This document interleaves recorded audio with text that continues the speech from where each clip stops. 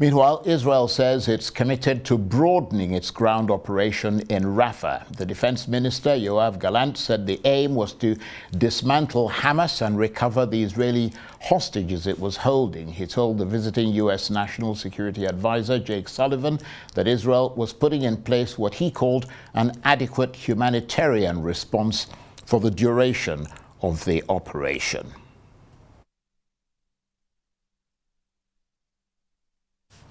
Well, for all these stories, let's speak now to our special correspondent, Carl Bostic, who joins me on the line from Tel Aviv. Good to see you, Carl. Let's start with that news of the ICC prosecutor seeking arrest warrants against the Israeli Prime Minister and the Defense Minister. What's been the reaction in Israel? Well, a lot of anger, Charles, because to be honest, even up until last month, you had the Prime Minister's office, Benjamin Netanyahu, contacting Washington, pleading with the White House to do something to intervene, because what is that if they leave Israel or Hamas leave, Gaza, which is unlikely, they're subject to arrest. So there's that. And it's an indictment of their policies, where Israel claims that they are not carrying out these acts which are being labeled as genocide. Anger there, but then also this is just the prosecution filing this request. It now needs to go to a panel of judges, a three judge panel, and that will take several months to decide at minimum as whether to authorize their arrest. But here, a lot of anger and frustration, because it just further isolates them, if you will, and if they were to travel to another country, they could be subject to arrest. And we're obviously going to be following that story as it continues to evolve. But I mean, you've been close to it for some time. You've watched all this from the outset. I mean, how did things get to this point? Well, Charles, to be honest, I came here 2 days after the war started, and constantly, you had multiple visits, beginning with President Biden's visit to Israel a week after the atrocities on October 7th, which people are still traumatized by. It's called bear hug diplomacy, where you tell them how much you got their back, but you also to restrain them if necessary. And unfortunately, that kind of restraint has fallen short, because the warning signs to Israel had been given by the U.S. to Israel as early as end of November to December, that you need to kind of, change. We have the shared goals of eradicating Hamas, the shared goals of making sure this never happens again. But you can't go in a situation where you put at risk thousands and thousands of people. We're now talking 35,000 people, where you now have a situation where the lack of food has created famine conditions, and where 60% of residences have been demolished or destroyed. Gaza is now uninhabitable. So this is a real breaking point. Then finally, Charles, you had this weekend meeting with U.S. National Security Advisor Jake Sullivan, visiting Jerusalem, meeting with Netanyahu and others, and it's a very tense situation. The relationship is not at a breaking point, Charles, but at the same time, it's in the context of more than just Israel against Hamas. It's about its relations with the rest of the world, the West, the region, and then finally, you have a situation in the U.S., Charles, where it's neck and neck when it comes to U.S. presidential elections.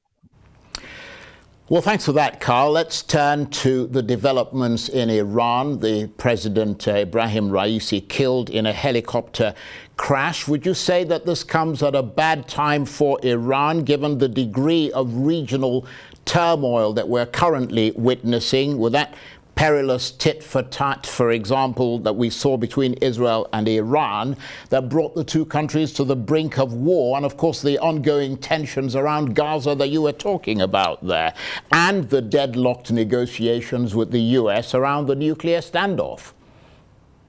Charles, you're throwing a lot of things at me, but just by doing so, right there, you've laid out the fact that these are multiple crises unfolding, both domestically and foreign-wise, for Iran. Multiple happening simultaneously in Iran right now. I think there are two main takeaways, Charles, you must keep in mind. Yes, the president of Iran and the foreign minister, two of the most influential members of the government after the Ayatollah, were killed riding in the same helicopter. Tragic.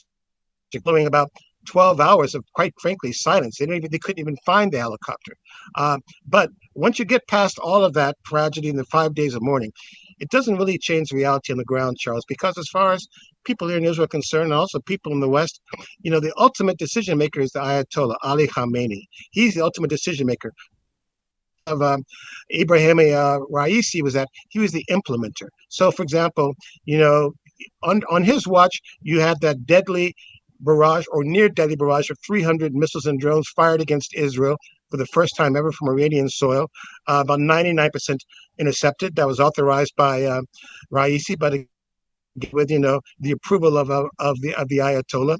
You have probably the most coordinated proxy attack ever on Israel by proxies ranging from Hezbollah in Lebanon, Syria, Houthis in Yemen, like never before. Again on Raisi's watch. But in the mindset of Israelis, they feel that Raisi is weak and ineffective because nothing happens without the Ayatollah giving that non-approval. In fact, Israeli said that if we wanted to make a difference, we would go after nuclear scientists who's developing the program, which they did in 2020, or we would go after senior commanders, which is what they did in Syria, killing 3 a few months ago. In other words, they're saying that love lost. We worry more about the instability, and if anything, with this passage, his absence or presence doesn't make a difference for Israel. I think the first immediate test is this, Charles.